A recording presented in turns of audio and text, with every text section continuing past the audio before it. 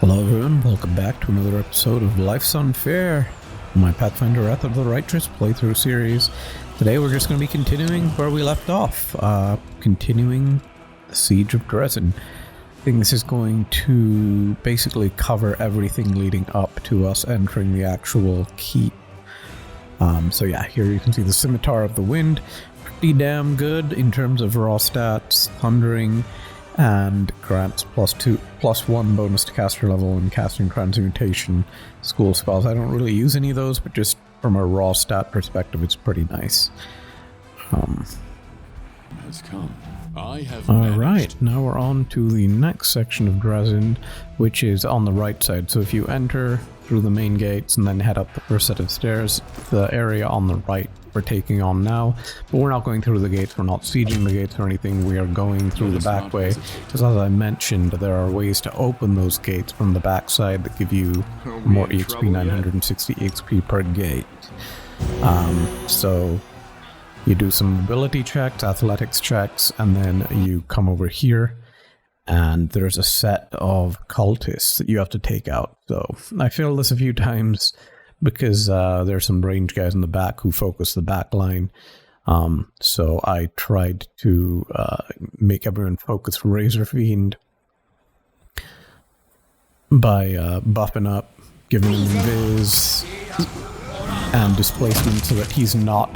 And I gave him, so you saw what I did there as well, I gave him C invisibility, I believe.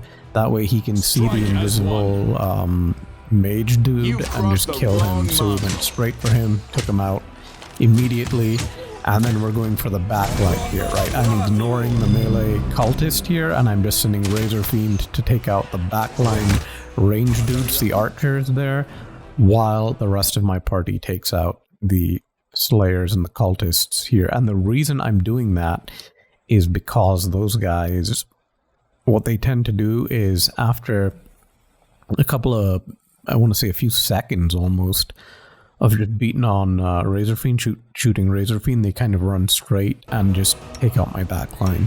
So they are absolutely priority. And look at this. This is before Act 3. Just wait until you see Ember in Act 3. My Ember in Act 3 is a firebender. She is an absolute monster. She is just, yeah, she's crazy.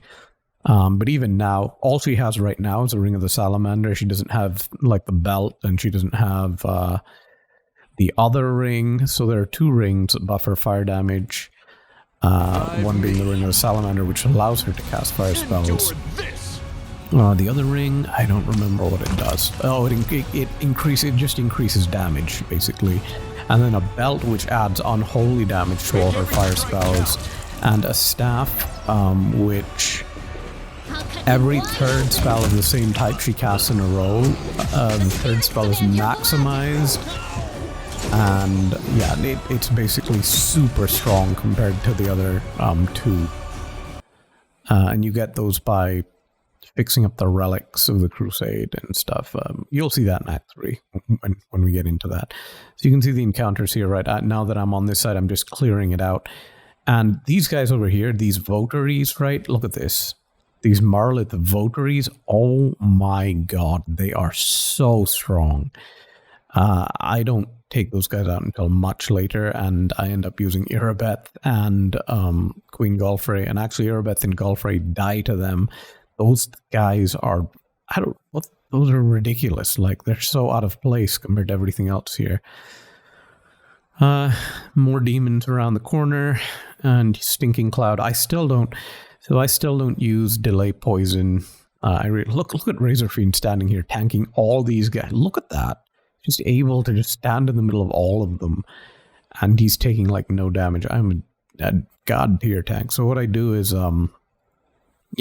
drop the CC. It's my backline that I'm worried about. Razor Fiend's kind of okay. I mean, I got very lucky there. They were missing just repeatedly, but he's still able to take on a lot more than they can. Let you hurt my friends. 6 and Razor Fiend didn't keep the rest of them in stealth, kind of back there. And look at that. So you can see they spawn in. Like, some of the Schirs literally spawned right next to my backline there. But they thankfully didn't turn to them. They came for Razor Fiend. That was very lucky. As you can see, I have everyone's brains turned off. AI is off. And we're just using Fireball. I really, really need to get Delay Poison. I have it now on Arueshalae. I have Delay Poison on her now. I mean, my party in Act 3 has changed considerably now. You'll see it when we get there. So after we take those guys out, you can see these glowing monuments here. They basically allow you to drop some of your corruption, similar to the one in the Lost Chapel. But I think Drezen is bugged because you don't get corruption here. I haven't rested by this point yet, so I still don't need it, but later on when we go into the main part of the Citadel, I start using the rest a lot, and you gain 0 corruption for resting.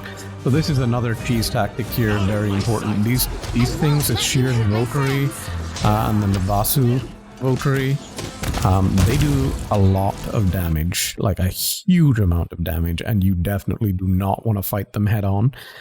So what you do here is you run up the ladder before you get in. So I had invisibility on Razor Fiend, ran into the ladder, passed a mobility check, and got up the ladder. You have a very, very short time window to do that. So, I mean, you absolutely have to be invisible for that to work. The other way you could do this is you could go all the way up the up the other side, kind of where near Erebeth and all of them are, and then you can come down here if you don't want to pass that check. But there are 2 fights that you can take out if you get up here, worth doing for sure. And then we cross over, so you can see, right, passing mobility checks there. That wall is where you can climb down from up on the battlements, and then you can get to this location that way. So here I just want to give you an idea of how many. I was just trying to maximize the EXP. If you fail the check and then you succeed it the second time, you don't get the EXP. So I just keep reloading. Just deleting old saves. And now we're in the inn, which was one of the locations that was mentioned by the 2 guys that were talking about, the key carriers. As you can see, this Dretch over here, kind of on its own, and there are some Babau wandering around as well. So I send Razor Fiend to them. I'm anticipating being attacked by old Babau as well, right? But they don't help. They don't get involved at all. It's just the Dretch, which is very nice, very convenient. And then, we're like, okay, what the heck is this guy doing here? Would you look at that? It's a key. So we pick up the key. That's the first key so far, 1 out of 3. And then it's on to the Babaus here. So we did fail a few times here. And then I learned that it's better to just have my entire party standing in the corner here, so there's less of a chance of them being attacked. And form a nice death ball here. And just, take out the Babaus that way. I'm making a lot better use of Ember nowadays. Her Evil Eye really comes in handy here. Just look how many of these things there are. Right, it's pretty nasty. It's 5 of them. There was a time when even handling one of these things took untold amounts of cheese. I remember in Act 1, the first Babau that I ran into, which was with those Vormlek guys or whatever, that cast Inflict Wound. God damn, that thing took forever for me to kill. And I was only able to kill it because it got stuck inside something else. After we take out the Babau, there's this Shadow Demon's Votary here. Fail it a bunch of times. And in the end, right, you can see, it just destroys my backline. So what we ought to do is a good old-fashioned Evil Eye so Evil Eye to lower its saves, and then Slumber to act on those lowered saves. And keep casting Evil Eye so that, or Cackle, keep Evil Eye up so that its Fortitude save is also low.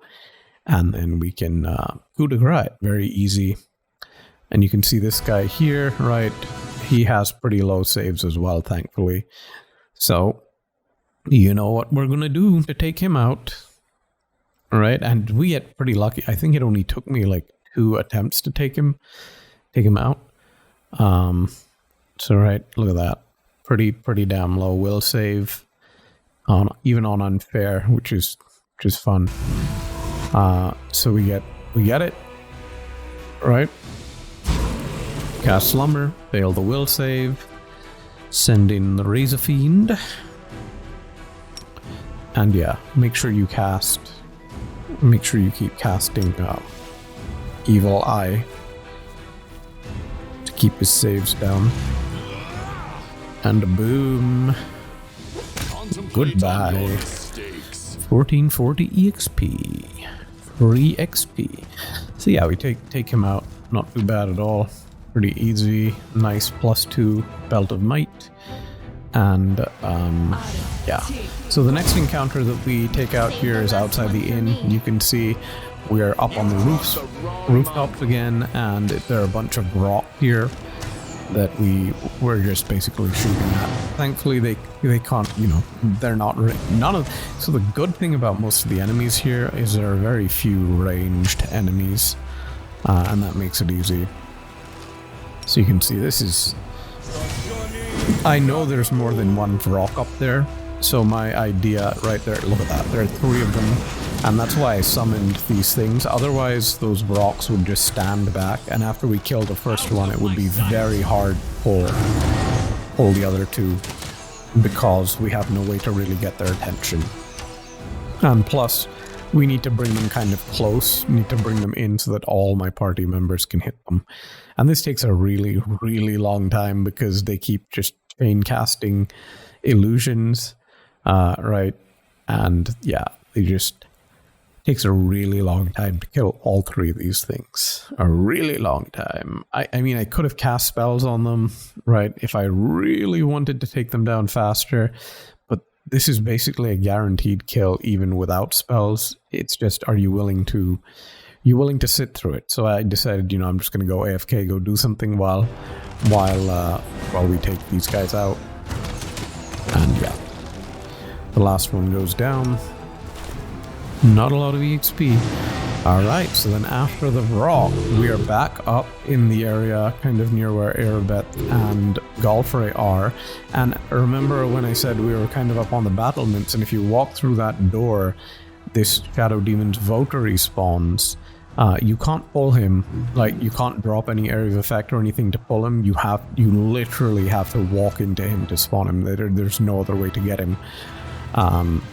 And so he's really hard. Like he casts Phantasmal Killer. He just spams it back to back, and he keeps. So this is like attempt number 10 to pull him, because he kept casting and killing my dog and knocking Lan off onto the ground. So actually, I think this is more than attempt number 10 to pull him in. So you can see where he is. We managed to save, and he ran away. He lost interest. And this is why he's a pain, right? So he cast it, killed the dog, and then boom. Lan is dismounted and on the ground, and so yeah. But thankfully now we've saved, and he's standing there, right? No illusions, nothing. And so we can now pull him to Galfrey. We pull him a bit closer, save again. It took a long time to get this guy. It took a really long time to get this guy back to Galfrey and Erebeth, just because of how much Phantasmal Killer sucks. So you can see now I've pulled him in. I'm just waiting for him to show up, hoping that he gets there, and yeah, he gets there. So he's not alone as well, right? It isn't just him. There's more to this fight than just the yeah.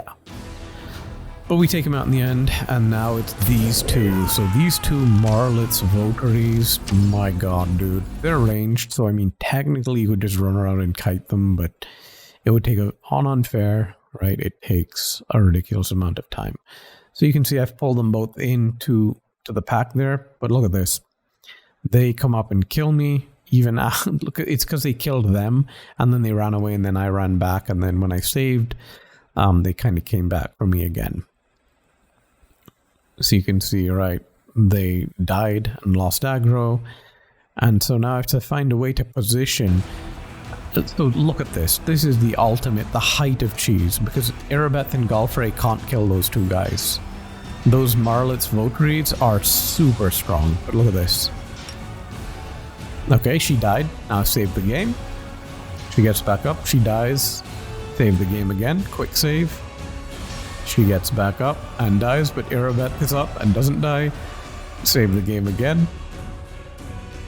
So you can look, they're healing as well. Okay, so it takes luck. It takes a lot of luck for this to work out. But now they have their back turned, and it's just okay. And then I reposition in such a way that only Galfrey and Erebeth are visible, and the Votaries are not visible. And then I save the game, and then they get up, and then they kill them.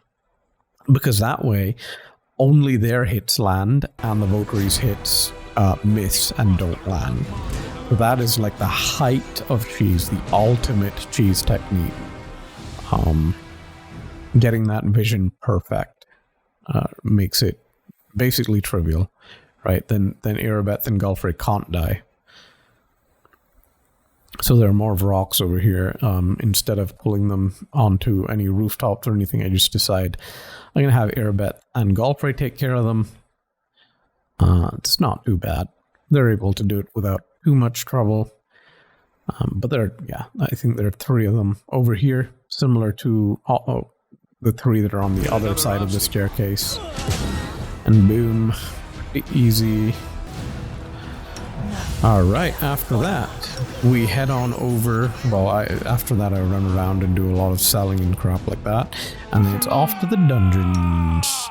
And in the dungeons, you are thrown into combat immediately with a bunch of cultists, and it's not a super tough fight here, but there is one of those conjurer guys that keeps spam summoning. But this is, I remember back when we were in Act 1, kind of outside the what was it? It was off in that section near the Brimarack's house. There was one of these conjurers that was just summoning back to back, and it took me like 3 hours to kill him. Oh man, how things have changed. Not that there aren't still like 3-hour fights, they're just further. It isn't trash mobs anymore that take me 3 hours, thankfully. Alright, so after that there are more enemies back here. I failed a bunch of times, and yeah, right, Fire Snake. So what you can do here is one way to circumvent your entire squadron of undead dying is to cast protection, right? Protect yourself from the elements, protect yourself from fire. It absorbs like 120 damage, so it would absorb basically both of those fire snakes, and your guys would probably survive both. So you can see here there are a bunch of dudes in the jail cell. Some of them have gone crazy. Some of them are just like resigned to their fate, like this dude. He's like, it's too late. And then we run into our good friend Arueshalae here, right? She is the person in the shrine. In the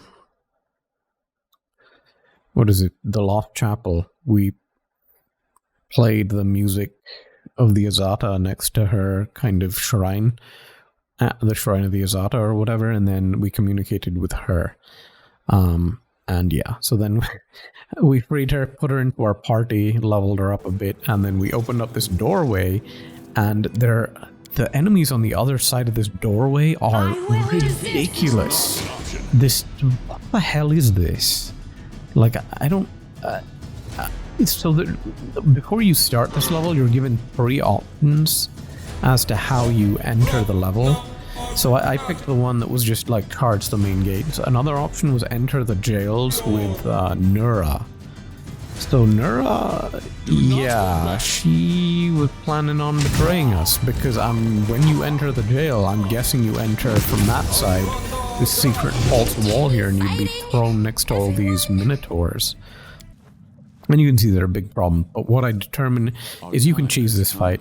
You can absolutely cheese this fight. So what I've done, you can see I've split everybody up. right? I have Mirror Image on Razor Fiend, I've cast Resist Fire on Razor Fiend, and I have everybody else kind of positioned in corners so they don't get hit by these AoEs. Because this guy, look at this, look what he casts here. Right, so I'm not too worried about his melee. I mean, his melee hurts like hell, but that Flame Strike hurts like a bitch. It is ridiculously strong. And you can see, right, he casts 3 of them, I believe, so you have to resist 3 of them. If you can survive 3, then the fight's over. Just be careful with your positioning, because if you get too close to the walls of the jail cells, they can hit you. And if some of the doors are open, they'll run into the cells that are adjacent and hit you if the doors to those cells are open. So for this tactic to work right, you obviously have to close yourself into the cell, make sure the door is closed, and then start the fight after that, because then the door becomes inaccessible to you and to them, and yeah, they die easy after that. So we take those guys out. You can see there was another magic essence there. What are these magic essences for at this point? I'm guessing the storyteller gives us more stuff later. Maybe we get more relics, like the medallion, but I don't know. All right, after that, next order of business is proceeding over here. There are a bunch of...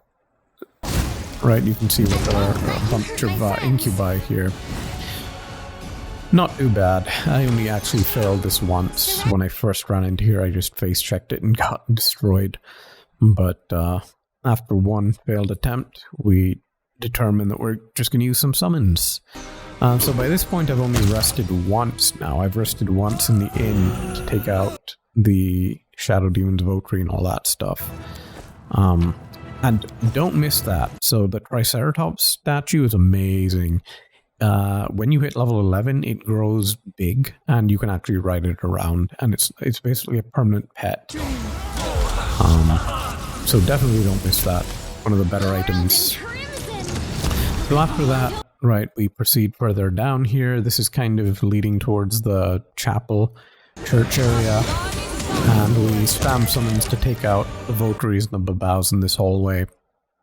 After that, so the reason there's a cut there is because after that I ran into the traps and I had to reload the game, but my saving was before I killed those things, so I had to kill them again and then do that all over again.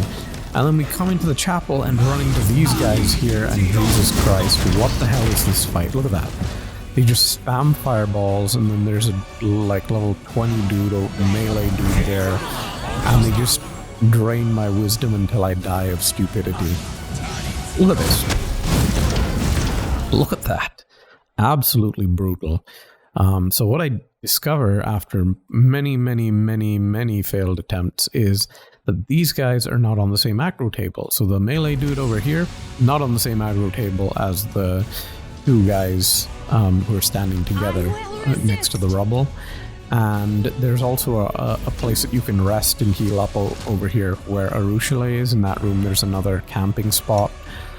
So we're able to get more summons if we want to. I mean, at this point, I still have access to 3 other camping spots. 4 if you include the one in this room. Actually 5. There are 2 in this place. There's one right near the entrance near the Triceratops statue. There's one down here. One in the inn. And then there's 2 up in the first place that where Irabeth... No, there's 1 up where Irabeth and Galfrey are now. There are 2 near the entrance. Right.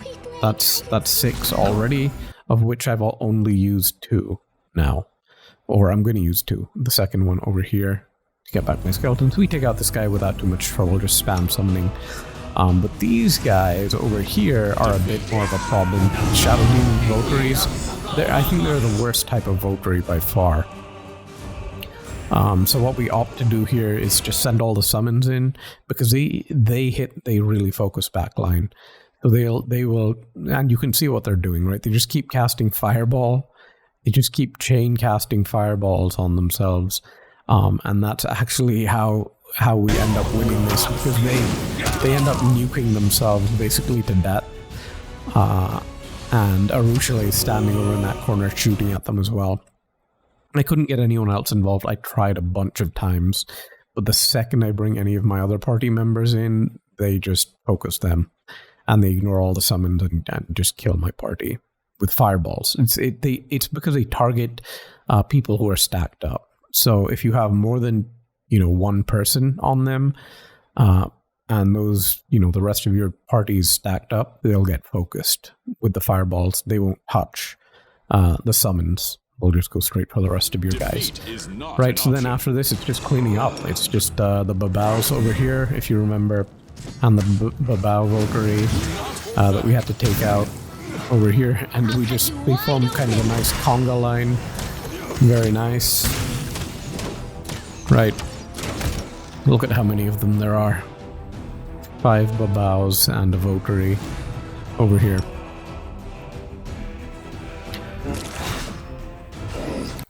Now, I failed this a few times, but mostly because Nenyo and Ember kept running into melee range and getting killed. So, yeah. It's not particularly bad if you can have them, come at you one-on-one like this. Yeah, you can see my backline is just peppering these dudes, making them into walking pincushions, and yeah, not bad at all. Nothing too great here. Honestly, you can skip this encounter entirely. You don't even need to kill them to pick up the magic essence and the axe that are in that chest. You can just walk in the door, pick it up, and then leave. But now we do have all of our keys. We have all the keys that we needed, and when you get all the keys, you get access to this. So I think this is an optional encounter, right? You don't need to do this, because technically you can assault those doors with Erebeth and Galfrey. But if you do it this way, you get the extra EXP. There isn't any great loot in here. It's a bunch of Incubi. You get the EXP from the Incubi, and obviously from opening the door. Right, nothing fancy. Here, I just sent Arueshalae because, yeah, she's so great. Her stealth and her trickery are both, like, super high. Is there more? So, yep, open up that door and get 1280 XP for that one instead of 960, which is awesome. And then, boom, we're back to the place where the Hunter Retriever and that Knight dude were. And, yeah, we passed the Intimidate check here. And, yeah, it's just, there's no actual fight here. It's just this demon gets stabbed by our new friend here. And then we're ready to head on in. I don't know what that is. So you can see over there, it says loot. There's like an area that you can kind of loot, but it's inaccessible. That's basically it for today. Greybor is going to be joining us in Act 3 right now. He just kind of introduces himself. But he joins us on a dragon hunt in Act 3. I feel like it's a throwback or a callback to The Witcher book series when they're hunting dragons. He reminds me of one of the characters in the dragon hunt, along with Geralt. But all right, that's going to be it from me for today. When we pick up tomorrow, we're going to be just hopefully completing. That should be it. I'm hoping I can complete the entire Drezen boss and all in the next video. But yeah, we'll see.